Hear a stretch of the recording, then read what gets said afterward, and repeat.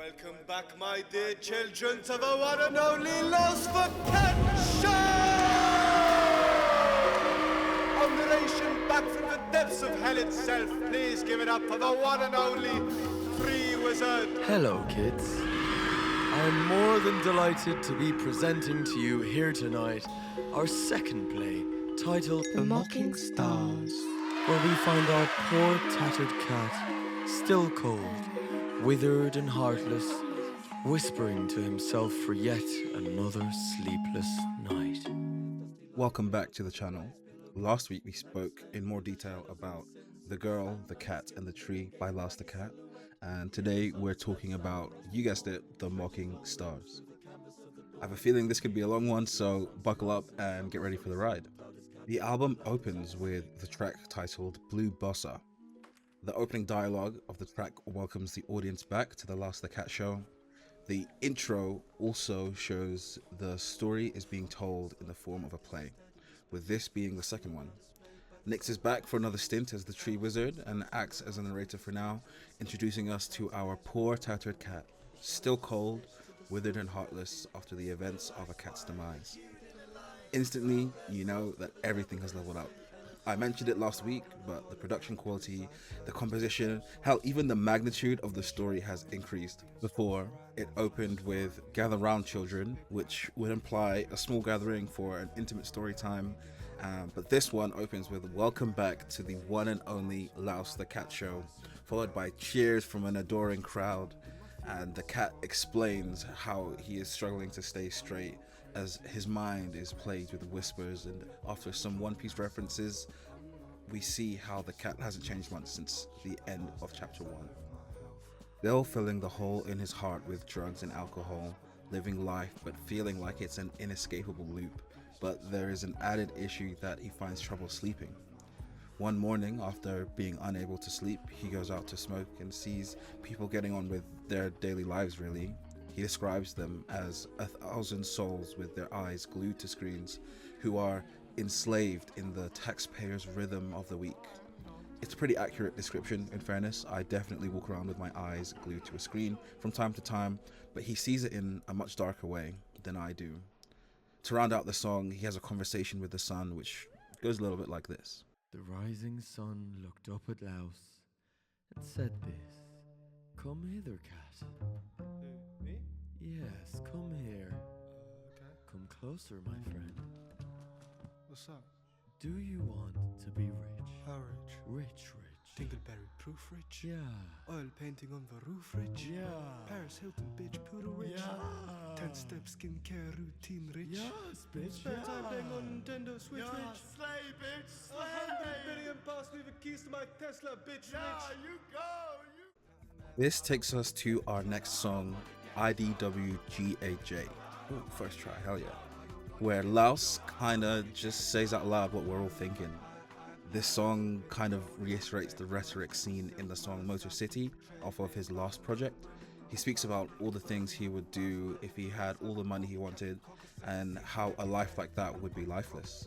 But at least he would be eating good noodles every day, live in a mansion with all of his friends, and own at least 2 Lambos and a Twingo to boot. Now, it's no secret B.O.'s vocals are angelic to me, but the opening of the midnight hour is just another example of what she can do. lay yourself down by the moon.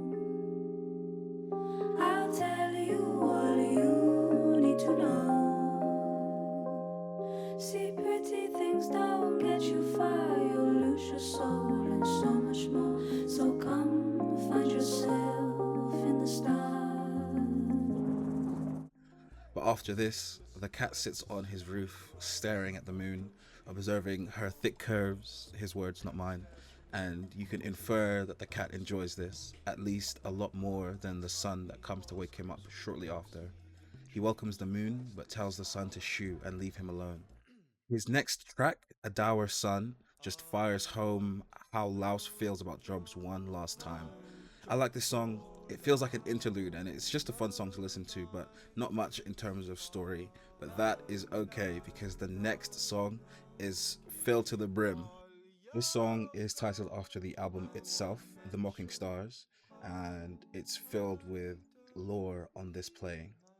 The song begins with the entire sun being hurt by the rejection it just faced in the last two tracks and does exactly as it was asked by Laos. He withdrew his golden arms from the houses and streets and parks, trees and faces, and the trash all beneath, where with golden claws for hands he ripped the shadows from sleep. The narrator continues on by saying the sun wraps the night around its body like a child sent to bed without dinner by an angry mother. And with that, waves of darkness come from the abyss, and with one final toss, the sun, as if sleeping beneath the duvet, had eclipsed his final shine. Darkness arrived, and at first there was silence. Perhaps nobody noticed there was no more sun, but then an echoed roar was heard from all the people alive. Civilization crumbled, shops are robbed and plundered, politicians lose their power, and the law of the jungle took place in the absence of order. With only night and never any day, the people unravel as their institutions and beliefs crumble before their eyes. The younger people in society are lost in this chaos. They once had something to rebel against, and that has been crushed to pieces. The revolution they had so wished for was happening live in front of them, and they chased their own oblivion after this with rum, pills, and industrial tracks as they try to forget that they no longer have something to fight for. This all comes to a head and the power runs dry, and the moon that once shone in the night sky was no more, and with this, the fear sets into the people of the realm. Everything was thrown into huge fires, and since all the food was gone, people had to eat rats that were being kept alive by the burned corpses of other people until there were no more rats, and the humans had to eat the corpses instead. The only house left untouched in all of this is the cat's house. It's protected by a river of tears that flowed from the cat's own eyes as it cries out for the loss of his sweet moon. The cat sees Mad Hatters gathered around Sanos, which is slang for Sainsbury's in case you weren't aware, dancing, running and singing around the pit, deranged from the changes the world had undergone. In their madness, they take turns, one by one, to leap into the fire and extinguish their souls to become one with the moon. As they burn, their souls grab the smoke and are swiftly lifted into the skies, where they land on Mars. A rumor has spread in the realm that the moon still sings there and shines. The cat curses the sun and begins to leave, surfing on a tile in his own river of tears that had morphed into the Lethe River, which is one of the rivers of the underworld in Greek mythology. He sings a song to himself as he travels down the river, towards the stars, and once beneath them, he yells, "I seek to dance amidst the moon, to blind my eyes of all things sad." The stars are shocked by the cat's demands, but they just laugh at him instead. The mocking stars giggle and say to the cat, "You will never find a lover. She will never love you as long as you are living." The cat continues to speak to the stars, saying he doesn't want to pick either of the two worlds, reality and dream, and simply just wants to exist, reiterating how he feels like life is a loop and how he wears suits to break this cycle, likely because suits are traditionally saved for special occasions, and it makes him feel like he's no longer living the same day that he has been living as long as he can remember. Despite everything, the cat is unable to have his biggest wish granted, and thus he is defeated. We move on to Space Cadet Cat next, and this song tells of how the cat sets sail in a spaceship to Mars. He says goodbye to everything he knew on the planet he once called home. The Earth has been covered in a toxic layer of smoke, and even after having traveled so far, he could still not escape the deep unhappiness within him. With fear and madness as his only friends now, he decides to dance in isolation. The next song, Cackles of the Mad, shows that the rumor spreading on Earth was actually true. The Mad Hatters that gathered around Sanos and burned from earlier in the play had actually made it to Mars and become stars. The way they portray madness, especially in this song, is really captivating. They tell Laos to dance his troubles away and laugh the days away, which is where the song ends. That brings us to our next song, Tea Party, which ties into Cackles of the Mad quite well. Laos explains the people we hear are the Mad Hatter, the Dormouse, and the Spring Rabbit. The song explains how their dancing and partying goes on Mars, how the Mad Hatter is the first to fly away headless, leaving the rest in limbo. The Spring Rabbit leaves soon after, and next is the Dormouse, who requests that the moon would blind her so she would no longer be afraid of the darkness, which is what she referred to Laos as in the previous song. And the moon agreed and blitzed her eyes. This meant that the cat is now alone once again. When the song says they left, I don't think that means they literally left, but it's common in England to say someone's gone when they've had too much to drink or too much of something else. It just means they're no longer themselves like how they are when they're sober. The next song, Keep On Walking, says that the cat is the one that leaves and that the Hatters are the ones that stay at the tea party. They're described as battered round the table having tea, with battered just being another similar slang word to describe somebody when they've had a little bit too much of a certain substance. In this song, the cat walks around Mars looking for somewhere to rest that's cool. He has no luck as they're literally on Mars, and he just drops where he once stood and dreams about a time where he was human. He talks about why he left London in this dream. He basically says he was smoking weed from a very young age and doing MDMA also not too long after. He left London and kept on walking in search of a home, never stopping. He takes a ferry to France where he meets a lady who eventually leaves him. This loss makes him leave France with €200 cash, a laptop and an SM57 mic in tow. And eventually he finds his way to Berlin. He gets a job, keeps a low profile, but he always ends up in a bar. He lived on tips from the job he got in Berlin, crawled around at night and had some fun where he could, but also learned the guitar. He says he tried to be with other women, but his heart wasn't in it. It was harking for a damsel overseas. He went back to France and with that very same damsel finds a flat. She's a bartender and he would sell trap beats for money and mentions we'll hear them very soon. He was charmed and seemingly happy in this relationship, but for some reason he says it's best to leave sweet a party in advance. I think Laos doesn't trust himself to not ruin this relationship, so despite how he feels, he keeps on walking. The hole where his heart should be still not filled. At this point, Laos wakes up to a group of stars shooting in the moonlit sky, but as we're told by the narrator, all he sees is merely dying stars shooting past him, scraping through the darkness to join the happy moon. There's a small bridge here, which could be the snippet Laos was referring to before, but there is a little more of the song before it ends and we move on to the Moonlight Waltz. In this song, Laos wakes up and it's night on Mars. He greets the moon above his head and the moon replies, "Dear cat, why are you sleeping here on Mars?" The cat explains that he hasn't slept in weeks, and since Earth is no longer inhabitable, since it's a cloud of ash after everything was burned, he came to Mars in the hopes the moon here would allow him to sleep once again. Hearing this, the moon travels light years to be beside the cat, and they begin to dance, and they dance among the stars as the cat begins to weep. The tears fall into the hole in his chest, and inside the chasm, tiny flowers start to bud and grow and blossom inside the hole where his heart once was. He feels 100 million different things and is rid of his lust for sleep. We get a warning from the narrator here, telling the cat not to fall asleep, and that it's a trap. With that, we move on to Peonies for Breakfast.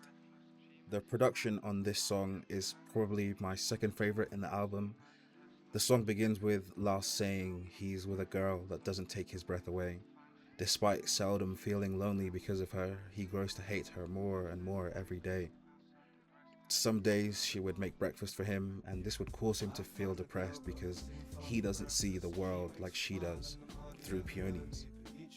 I think the "through peonies" line just means she sees the beauty in the world, so much so that she sweeps away the darkness that once consumed him.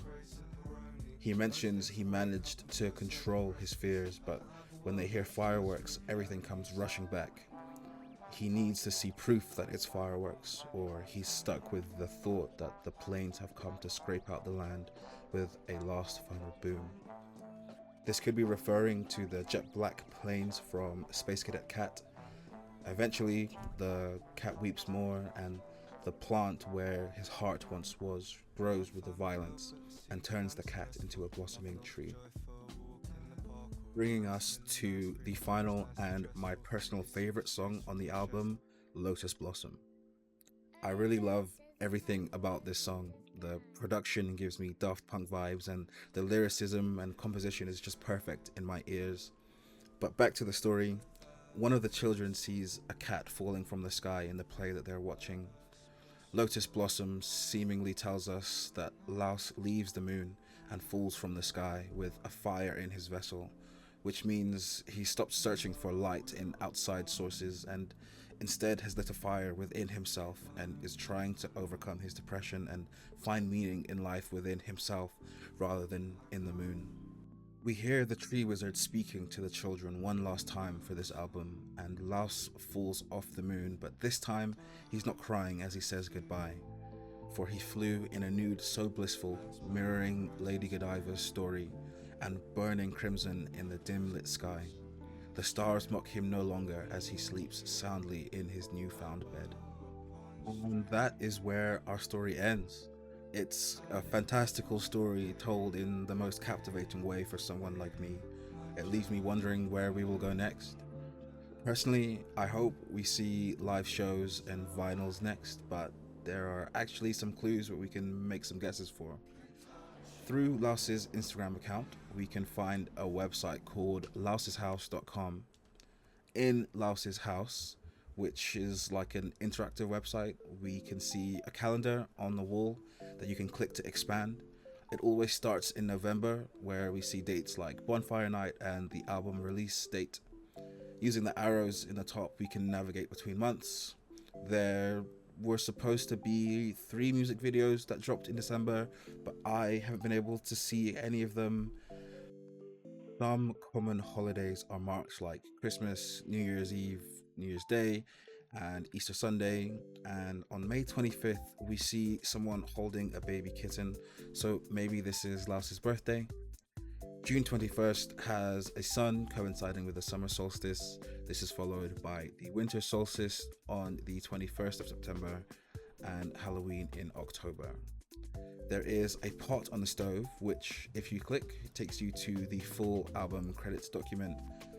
You can also click the rat in the spaceship to open the Cal's Castle Instagram page. It says you can DM him for a spaceship and shows a picture of a spaceship with a cat in it. I haven't tried to DM him, but this cat in a spaceship is super cute. I would actually love to have one. There's also a bin here that if you click, it takes you to the Spotify page for the album. And finally, clicking on the stairs on the left takes you upstairs. There's an illustration on the table with another link to the Cal's Castle Instagram, a turntable that takes you to the sold out vinyl pre-order page, and then we get to the exciting clues finally. The wardrobe has the dormouse covering their eyes and some text below it that says only at live events ATM, which suggests to me that live events and merchandise are coming soon. And finally, there is a poster which you can click which just says coming soon, and I don't really know what to make of that personally, but let me know what you think. There are also just some notes that I wrote when I was listening through the album the first time, and it just says there are so many things going on, different sounds and instruments, but nothing interrupts or gets in the way of anything else. Every single bit of sound is placed perfectly after the last.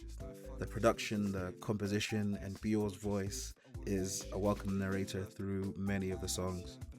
And that's not even to mention all of her other features throughout the album. Listening to Last the Cat is like drifting through a lazy river on holiday with the sun beaming and a live jazz band along every stretch of the river with you. My personal favorite, as I've mentioned before, is Lotus Flower, and it gives me Daft Punk vibes in a world that doesn't have new Daft Punk music. But yeah, that is everything. There is a lot to look forward to with Laos in 26. And real quick before we end the video, I just want to thank the entire team that worked on this album and the credits should be up on the screen now, so go show them some love for creating this masterpiece. And I hope you're all eating good noodles today. Thank you for watching. I'm not sure if I'll be able to get a commentary video out for next week, but I will try my best. If I do, we'll be talking about Catenaccio, which is a football manga that has captivated me in recent years. Have a good week. Why, hello again, everyone.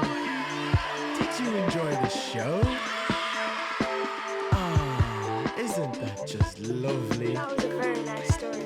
And how's our fellow cat doing?